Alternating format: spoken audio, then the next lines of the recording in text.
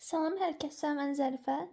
Data Science Azərbaycan kanalının süni neyral şəbəkələr playlistinin növbəti videosuna xoş gəlmisiniz. Bu videoda biz növbəti 3-cü və 4-cü rullardan danışacağıq. Yəni knowledge representation-la bağlı 3 və 4-cü qaydaları təklif edəcəyik. Gəlin 3-cü qaydadan danışaq. 3-cü qayda da çox sadədir. Deyir ki, 3-cü qaydaya görə əgər taskda özəlliklərdən, üstünə düşməmiz gerəkən şeylərdən bir neçəsi, biri və ya bir neçəsi digərlərinə nisbətən daha vacibdirsə, onda həmin featurelarla daha çox neyron məşğul olmalıdır. Bu nə deməkdir? Burada artıq bir müqayisə anlayışı bizə deyək, özünü göstərir. Yəni biz artıq anlayırıq ki, burada fully connection yoxdur. Fully connected network necə idi bilirsiniz. Bütün hər qatın, hər neyronu və ya source nodu, input qatından söhbət gedir.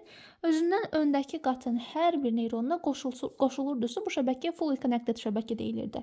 Amma əgər biz burada bəzi featurelar üçün, daha vacib featurelar üçün daha çox neyron ayrılmalıdır deyiriksə, deməli artıq burada qeyri-bərabərlik var. Bəzi neyronlar, daha doğrusu bir çox neyron məsəl üçün bir çox şeylə məşğul olur. Daha doğrusu bir çox neyron vacib olan featurelara məşğul olur, daha az vacib olanlarla isə daha az neyron məşğul olur. Tam başa düşməyiniz üçün bir dənə nümunə deyim. Məsəl üçün üz tanıma. Bir tutaq ki, insanın şəkli gəlir. Şəkil deyil də, indi şəkil tanıma, üz tanıma nə olur olsun. Görüntüdür də, yəni görüntüdə bir məsələn insanın başı var, düzdürmü? Boynu var, gözləri var. Mükəmməl insan silüetim və arxa fon var. Və bu arxa fon, məsəl üçün, arxa fonu tanımaq, arxa fona ayrıca hesablamalar aparmaq, ona çox fokuslanmağa ehtiyac yoxdur. Arxa fon bulanıq da olsa olar, arxa fon rəngli də düşsə olar, işıqlı da düşsə olar. Artıq arxa fonun heç bir önəmi yoxdur. Əsas bu adamın sifəti, adamın gözləri, üz cizgiləri, ağzı, burnu, əsas amillər, əsas faktorlar, featurelar bunlardır. Ona görə də biz, yəni qayda 3-ə görə daha çox neyron ayırmalıyıq. Bunlarla məşğul olması üçün daha çox neyron ayırmalıyıq. Arxa fonla məşğul olması üçün daha az neyron ayırmalıyıq. Sizcə niyə? Çünki, məsəl üçün, belə düşünün ki, bizim qatımızın çoxlu neyronları var, düzdürmü?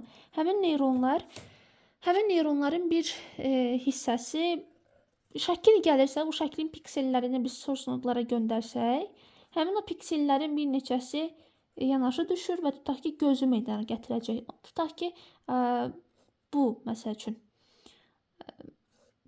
belə olmalıdır və yaxud da bu, belə olmalıdır. Məsəl üçün, göz tanımaq, burun tanımaq, ağzı tanımaq, ümumiyyətlə, üz cizgilərini tanımaq daha vacib bir featuredir. Nəinki arxa fonu detekt eləmək. Buna görə də məhz bu göz tanıma, burun tanıma, üz cizgisi tanıma kimi taskları daha çox neyrona həvalə eləməlisiniz. Arxa fon tanımaq falan belə bəsit olan hissələri isə daha az neyron məşğul olsa olar. Məsəl üçün, arxa fona denk gələn piksellər tutaq ki, bunlardır. Bunlar bir dənə neyron, bir dənə də olmaz, amma indi mənim nümunəmdə də daha az, nisbətən az neyron assign eləyə bilərsiniz. Niyə görə? Çünki bunlar vacib featurelardır. Neyronların başına ən common, ən genel 2 şey gələ bilər. Ya sıradan çıxa bilərlər, ya da ki, səhv edə bilərlər, səhv qərar verə bilərlər. Məsəl üçün, əgər mənim vacib olan feature'ım, məsələn, göz tanıma ilə az neyron məşğul olsa, tutaq ki, 2 neyron məşğul olur. O neyronlardan biri səhv qərar verirsə, biri də sıradan çıxsa, artıq mənim əlimdə düzgün qərar yoxdur. Düzdürmü? Amma mən həmin o feature-la daha çox neyron məşğul olsa, daha çox neyron işləsə onun üzərində, artıq hansısa biri sıradan çıxsa, hansısa biri səhv eləsə, orada bir xəta toleransı yaranır, fault tolerance yaranır. Beləliklə də daha çox net cavab ala bilirəm. Deməli, vacib featurelarla daha çox neyron atamaq lazımdır, qeyri vacib olanlara, çox da vacib olmayanlara daha az neyron atamaq lazımdır. Qayda 3 bunu deyir. Qayda 3-ü kitab belə bir nümunə ilə başa salır. Təyyarə detekt eləmə teması. Təyyarə detekt eləmə məsələsi əslində maraqlıdır.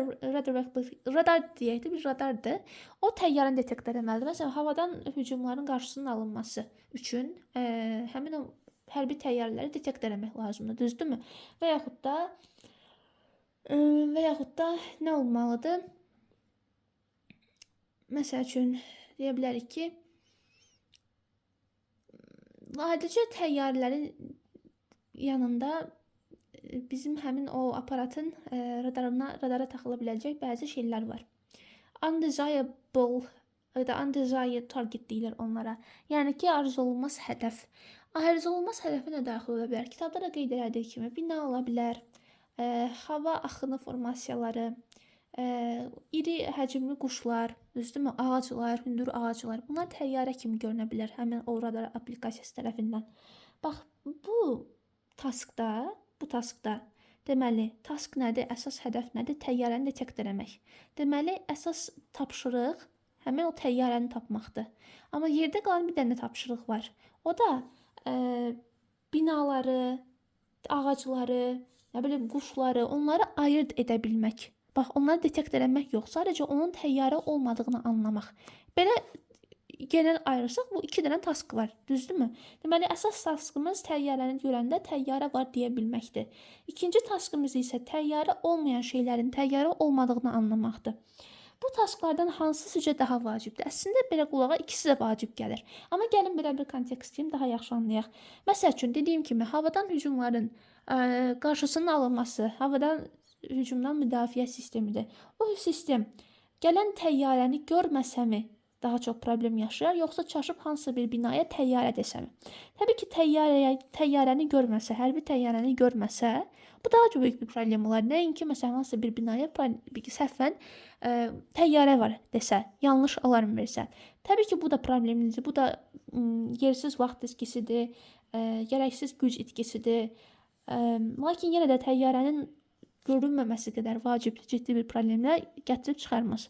Ona görə də bu taskda, belə verilən tapşırıqda daha vacib olan feature həmin təyyarənin detekt edilməsidir. Ona görə də, məsəl üçün, bunların verdiyi nümunədə daha çox neyron assign olmalıdır bu təyyarənin tapılmasına, təyyarənin nə olduğunun öyrənilməsinə ki, həqiqətən təyyarə gələndə təyyarə var deyən çox neyron olsun. Məsəl üçün, tutaq ki də, indi 100 dənə, 1000 dənə neyron assign edirlər bu işə. Mən bilmirəm nə qədər neyron var. Ona əsasən, nə qədər neyron varsa, onun böyük bir hissəsini, böyük bir proporsiyasını təyyarəni tanımağa ayırd edirlər.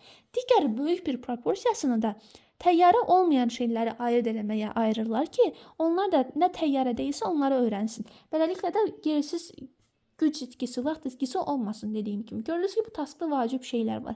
Həmin o taskın, həmin o EYN-in şəbəkəsinin öyrənməsi gərəkən kənar şeylər də olur. Məsələn, ayrıca bu təyyarə detekt etmə temasında o qədər də vacib olmayan bəzi ünsürlər də var ki, hansı ki, şəbəkə onlar da öyrənməlidir, onlar da təxmin eləməlidir.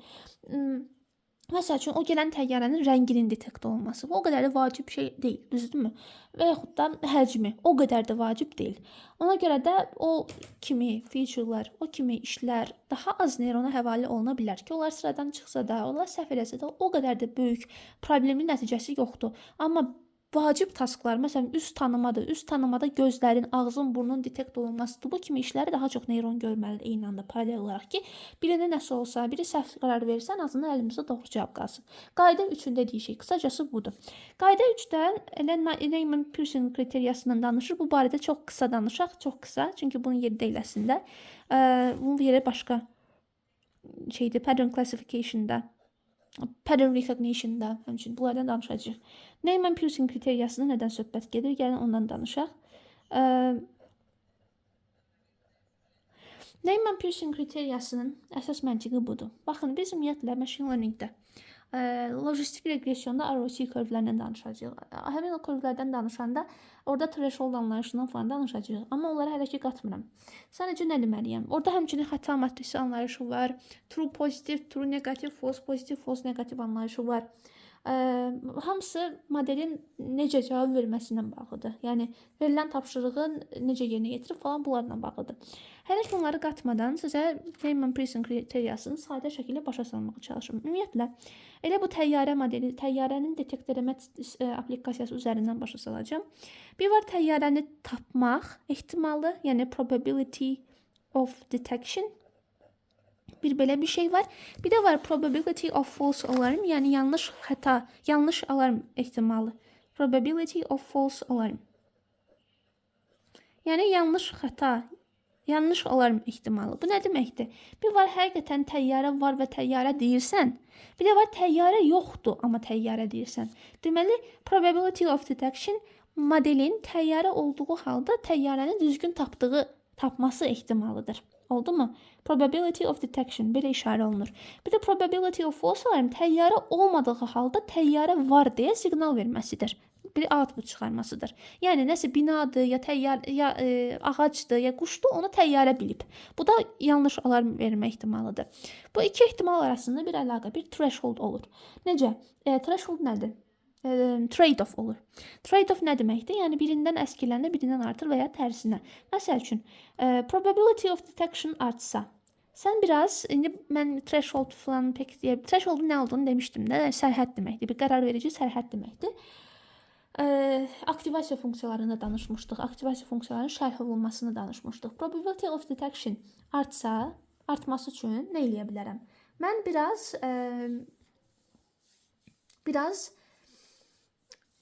necə bunu başa salam ki, siz nə eləyə bilərəm? Məsəl üçün, elə bir şərt qoyaram ki, elə bir şeyi gözə alaram ki, mənim xəta eləmə ehtimalım da artsın. Yəni, çox, belə sadə deyim. Təyyarələrin hamısının tutulmasını istəyirəmsə, heç bir təyyarənin gözdən qaçmasını istəmirəmsə, onda mən şəbəkəni elə formada eləməliyəm ki, o hər gördüyündə təyyarəymişcəsinə həssaslıqla, şübhə ilə yanaşsın, paranoyak olsun. Bax, sadə dillə, paranoyak olsun. Yəni, təyyarə də olsa, quş da olsa, ağac da olsa, nə olur olsun, sanki təyyarə ola bilmək ehtimalı çoxymuş kimi yanaşsın. Orada threshold var. Thresholdu oynadaraq biz o ehtimalları tənzimləyirik. O qədər dərinə girməyəcəm. Bu zaman nə baş verir? Bu zaman gələn bütün təyyarələrin hamısını tutur. Heç bir təyyarəni qaçırmır.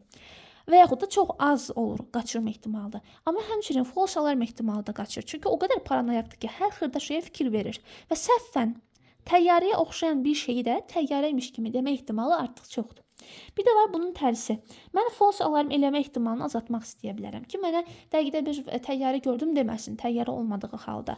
Bunu eləmək üçün nə eləyərəm? Bunu eləmək üçün də biraz yüngülləşdirərəm. O qədər də paranoyak olma deyərəm. Yəni təyyarə gəlmə ehtimalı o qədər də çox ola bilməz kimi şeylər eləyərəm. Bu zaman false alarm ehtimalı azalacaq.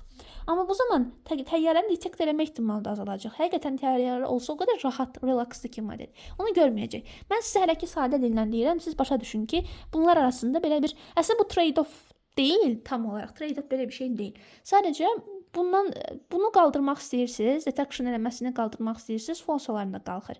False alarm eləməsini azaltmaq istəyirsiniz, bu da azalır. İşte bu Neyman-Pearson kriteriyası isə bunlar arasında bir balans yarada bilən kriteriyadır. O nə deyir? Onun əsas şərti qısaca belədir. Deyir ki, mən sizə icazə verirəm ki, false alarm eləmək üçün, bax, false alarm vermək dediyim kimi, təyyarə varkən təyyarə yoxdur deməkdən daha yüngül bir səhvdir. Yəni, səhvən bina görüb təyyarə var demək, təyyarə olduğu halda təyyarə yoxdur deməkdən, onu görməməkdən, qaçırmaqdan daha yüngüldür. Ona görə buna deyir ki, biraz güzəştə gedək. Buna deyir, mən sizə icazə verirəm ki, müəyyən qədər ehtimal olsun. Amma buna bir maksimum dəyər qoy. Məsəl üçün, buna adətən belə yazırlar. Kiçikdir, bərabərdir. Nə yazırlar? Tutaq ki, 1% ehtimal, yəni 0,1. Deyir ki, false alarm eləmə ehtimalına bir dənə fix ədəd qoyuram. Həmin o ədəddən çox olmamaq şərti ilə false alarm vermə ehtimalın olsun. Amma bu şərt daxilində bunu maksimum elə. Neyman-Pearson kriteriyası bunu deyir. Yəni, ehtimalın false alarm vermək, yanlış xəta vermək ehtimalın 1% olsun, maksimum amma 1%. 1%-dən çox olmamaq şərti altında bunu maksimum eləməyə çalış. Modeli bunu öyrədirlər. Neyman-Pearson kriteriyası bunu təklif edir. Artıq bax, bunu maksimum eləmək üçün bunu artırmaq məcburiyyətində qalırsan. Bunu azaltmaq istəyirsən, bu düşür. Bu artıq olmur. Buna fix bir dənə, baxın, bunu 0 demir. Görürsünüz, bax, 0 demir. 0 olmalıdır demir. 0 olmalıdır demir. Müəyyən bir ədəd qoyur. Amma o ədəd çox kiçikdir. Bu ədədi keçməmək şərti ilə bunun maksimum qiymətini tapmağa çalışır və maksimumunu qorumağa çalışırlar. Neyman-Pearson kriteriyası qısaca belə bir şeydir. Və qayda 3-ün dediyini də təkrar xatırladaq ki, qayda 3 deyir ki, nə qədər çox bu nədir? Çox gülməli çəkmişəm. Nə qədər vacibdirsə feature, o qədər çox neyron onunla məşğul olmalıdır. Və nəhayət 4-cü qaydamız. 4-cü qaydamız isə çox maraqlı qaydadır və bizim bundan sonra bayağı bir üstünə düşünəcəyimiz, danışacağımız qaydadır. Knowledge representation başlığı altında. Deməli, 4-cü qayda sizə nə deyir? Bax, mən bu barədə səhv eləmirəmsə, ilk hissəsində, Knowledge Representation Part 1-da danışmışdım ki, bəs siz bir şəbəkəni dizaynını quranda, əgər qabaqcadan bildiyiniz bəzi şeylər varsa, onları şəbəkəyə daxil edin. Şəbəkəyə daxil edin ki, o şəbəkə onları boşuna öyrənməli olmasın. Demişdim axı, bəs siz insansınız da, insan kimi sizin bildiyiniz bəzi şeylər var. Hansı ki, şəbəkə onu bilmir. Əgər siz onu daxil eləməsəz şəbəkəyə əvvəlcədən, şəbəkə onları öyrənməli olacaq. Məsələn, sadə bir nümunə verim. Yenə də keçən dəfə səhv etmirəmsə bunu vermişdim. Bir şəkil fırlansa da, 90 dərəcədə fırlansa, 92 dərəcədə fırlansa, o şəkil eyni şəkildir. O pişik şəklidir, o it şəklidir, nədirsə. Piksellər dəyişir, qiymətlər dəyişir, amma şəkil eynidir. Şəkildə gördüyün şey eynidir. Bax, bu anlayış insan olaraq bizdə var. Mənə bu şəkli göstərsələr, bir də fırlayıb göstərsə, deyəcəm eyni şəkildir də, prosta fırlamısınız, rotation var, rotate eləmisiniz. Amma bunu model bilmir axı, şəbəkə bilmir. Şəbəkəyə bunu siz gərək qabaqcadan deyəsiz. Niyə görə deyəsiz? Buna deyilir prior information. Qabaqcadan bunu deyəsiz ki, şəbəkə gedib bir də bunu öyrənməyə çalışmasın. Siz bunu deməsəz də şəbəkə bunu öyrənəcək. Siz günə ona çoxlu training sample verirsiniz. Düzdürmü? Training sample'ın içində çoxlu example'lar var. Yəni həmin o labeled example'larla öyrənəcək ki, axır əvvəl öyrənəcək ki, həmin o example'ların içində 90 dərəcə fırlanan da olacaq, 92 dərəcə olan da olacaq, tərsinə olan da olacaq, inverse şəkil. Yəni hər cür şəkillə sonra öyrədəcəksiniz. O axırda gəlib bu qənaətə çıxacaq ki, bəzi şəkillər fırlansa da o eyni şəkildir. Oradakı representation, image dəyişmir. Bunu o öyrənəcək. Amma onu öyrənənə qədər onun vaxtı gedəcək, computation power istifadə olunacaq, yəni emal gücü lazım olacaq, həm throughput aşağı düşəcək, bunlardan birazdan danışacağım. Yəni bunun olmaması üçün sən insansan, sən bunu bilirsən. Qabaqcadan şəbəkəyə de ki, əgər o şəkli fırlatsaq, o şəklin özü dəyişmir. Bunu de. Bunu desən artıq şəbəkə bunu bilirmişcəsinə işə başlayacaq. Artıq onu öyrənməyə vaxt xərcləməyəcək. Onu artıq bilir çünki. Buna deyilir prior information. Bir də invariance var. Invariance ingilis dilində invariance, Azərbaycan dilində invariant. Dəyişməzlik. Dəyişməzlik nə deməkdir? Bunlar haqqında ətraflı danışacağam. O da eyni şəkildə şəbəkənin öyrənməsi gərəkən şeylərin miqdarını azaltmaq üçün istifadə olunur. Bax, bu kimi şeylər sayəsində sənin əgər qabaqcadan şəbəkəyə daxil edə biləcəyin, şəbəkəyə öyrədə biləcəyin, daha doğrusu şəbəkənin öyrənməsinə ehtiyac qalmasın deyə qabaqcadan dizaynına daxil edəcəyin şeylər varsa, bax, dizaynına daxil edirsən. Onu deyəcəm necə edəcəksən. Prior information və invariantlıq deyilən bu iki anlayışı şəbəkənin dizaynına daxil eləməlisən. Şəbəkəyi versən, şəbəkə insan deyil ki, onu necə consume eləsin, onu öyrənməli olacaq. Amma şəbəkəni sən tərkibinə qoysan, dizaynına qoysan, yəni şəbəkə onları bilirmiş kimi işləyəcək. Bunlar çox maraqlı şeylərdir, bunlardan danışacağam. Yəni siz elə düşünməyin, mən qabaqcadan şəbəkəyə prior information verməlisən, invariantlıq verməlisən deyəndə elə düşünməyin ki, bu insan kimi sanki işə başlamazdan əvvəl buna belə şeylər öyrədirlər. O deyil. Ona dizaynına daxil etmək lazımdır. Bu barədə danışacağıq dediyim kimi. Bu qayda 4-ün əsas önəmli, ən çox şəbəkələrdə önəmli olan hissədir. Çünki həm bu, bax, bu nə kimi işə yarayır? Bunun sayəsində o şəbəkə tez öyrənir. Şəbəkənin training sample'unun çox da böyük olmasına ehtiyac yoxdur. Çünki o training sample'dakı, məsələn, belə fırlanan şəkilləri o training sample'dan çıxart. Çünki o bilir ki, fırlansa da eyni şəkildir, düzdürmü? Ona o daxil etməyinə ehtiyac yoxdur. Çünki öyrənməsinə ehtiyac yoxdur. Deməli, training sample'ın kiçiləcək. Bu şəbəkə daha tez öyrənəcək, daha yaxşı öyrənəcək, daha yaxşı genəlləşdirəcək. Çünki bəzi şeyləri default olaraq bilir. Nəinki sonradan öyrənmək. Həmçinin throughput dediyimiz bir şey var. Throughput nədir? Şəbəkənin gördüyü iş, yəni axıra çıxartdığı, output verdiyi işlər, o output verməsi sürətlənəcək. Çünki niyə? Daxildəki hesablamalar azdır. Niyə hesablamalar azdır? Çünki ağırlıqlar, parametrlər azdır. Free parameters deyirik, yadınızdadırsa. Ağırlıqlar və bias. Öyrənməsi gərəkən şey azdırsa, deməli öyrənməsi gərəkən şey nə idi? Həmin bu ağırlıqlar və bias, onlar da azdır. Parametrlər azdırsa, riyazi olaraq burada çox bir iş yoxdur. Ona görə şəbəkə yüngüldür, rahatdır işi. Ona görə daxildəki riyazi proseslər çox çəkmədiyinə görə daha sürətli cavablar verməyə başlayır. Buna da throughput deyilir. Throughput artır. Sonra nə var? Baxın, kitab nə deyir? Information transmission dediyi şey throughputdur. Bu artır, cost aşağı düşür. Çünki GPU falan istifadə olması azalır. Ümumiyyətlə, xərclər azalır da. Daha sürətli iş görür, daha yüngül iş görür, daha az şey öyrənir. Bir də bioloji olaraq insan orqanizminə oxşayır. Ona görə ki, bizim eşitmə aparatımız, qulağımız görüntünü emal eləmir. Düzdürmü? Çünki spesifikləşib. O sahəyə spesifikləşib. və yaxud da bizim görmə aparatımız, gözlərimiz, beynin ən sapayı birlikdə eşitmə işinə kömək eləmir ki. Yəni necə deyim, səs emal eləmir ki, düzdürmü? Bax bunu başa düşürsüz? Yəni bu nə deməkdir? Bu specializingdir. Yəni bir şeydə mütəxəssisləşir sanki şəbəkə, başqa şeyləri eləyə bilmir. Bax bu insan orqanizminə oxşarlığıdır süni şəbəkələrin. Amma bir baxımdan da drawbackdir, pis bir şeydir. Belə deyək, zəif tərəfidir şəbəkələrin. Niyə görə? Çünki məsəl üçün CNN-lər, convolutional neural networklər bunlardan danışacağıq gələcəkdə. Onlar şəkil, video, görüntü emalı üçün ixtisaslaşmış şəbəkələrdir. O şəbəkələri istifadə edib sən artıq məsəl üçün başqa şey eləyə bilməzsən.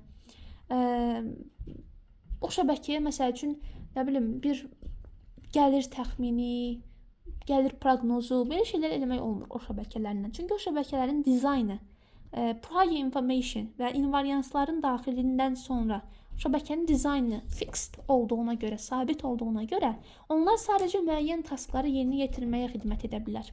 Ona görə də onlar flexible ola bilmir. Yəni çox yaygın istifadə oluna bilmir. Hər şeyə, hər problemə istifadə oluna bilmir. Spesifik olurlar. Yəni 4-cü qaydanın gətirdiyi yeganə drawback budur ki, onların yazıb ki, restricts application. Yəni onların tətbiqini biraz məhdudlaşdırır. Tək pis cəhət budur. Başa düşdünüz prior information və invariantlıq nə deməkdir? Yəni dəyişməz olan bilgilər var və ya sənin əvvəlcədən bildiyin şeylər var. Onları da daxil elə şəbəkəyə, bir də onları öyrənməsində həm özün üçün kost baxımından, hər şey baxımından yüngüllük olsun. Şəbəkə üçün yüngüllük olsun. Bu qədər. Biz deməli, knowledge representation'ın 4 dənə qaydasından danışdıq. Birinci qayda deyirdi ki, eyni sinifdən oxşar nümunələr çəksən, şəbəkə onları axırda eyni sinifə qoymağı bacarmalıdır. İkinci qayda deyir ki, fərqli nümunələr versə, fərqli siniflərə qoymağı bacarmalıdır. Və bu fərqlilik, oxşarlıq da oxşarlıq ölçüləri vasitəsilə ölçülür, tapıla bilir. Üçüncü qayda deyir ki, əgər hər hansı bir feature vacibdirsə, verilən taskda bir şey daha vacibdirsə, o şeyi daha çox neyron işləsin. Dördüncü də deyir ki, qabaqcadan bildiyin şeylər varsa və ya heç vaxt dəyişməyəcək olan sabit şeylər varsa, onları şəbəkəyə qabaqcadan dizaynına daxil elə ki, o şəbəkə onları öyrənməyə vaxt xərcləməsin. Bu qədər. İndi gələn dərsdən daha maraqlı şeylərlə məşğul olacağıq. Gələn dərsdən biz neural şəbəkələrin dizaynına, prior information'ın və invariantlığın daxil edilməsindən danışacağıq. Və iki dənə səhv eləməmcə nümunə var idi. 2 dənə olmalıdır. 2 dənə nümunə var. Bu invariantlıqla bağlıdır. Ümumiyyətlə knowledge representation-la bağlıdır. Bu çox faydalı, çox maraqlı nümunələrdir. Ondan sonra biz learning proseslərindən danışmalıyıq, öyrənmə proseslərindən, onların növlərindən və öyrənmə tasklarından. Bununla bizim introduction'ımız bitəcək. Yəni biz şəbəkələr haqqında məncə giriş səviyyəsində kifayət qədər məlumatımız olacaq. Ondan sonra başlayacağıq biraz daha dərinlərə enməyə, bir hər şeydən danışmağa, perseptrondan başlayaraq, hətta Markov-Bit modelindən başlayaraq müasir günümüzdəki şəbəkələrə qədər hər şeydən danışmağa çalışacağıq bu playlistdə. Bu qədər. Ümid edirəm faydalı oldu. İzlədiyiniz üçün çox sağ olun.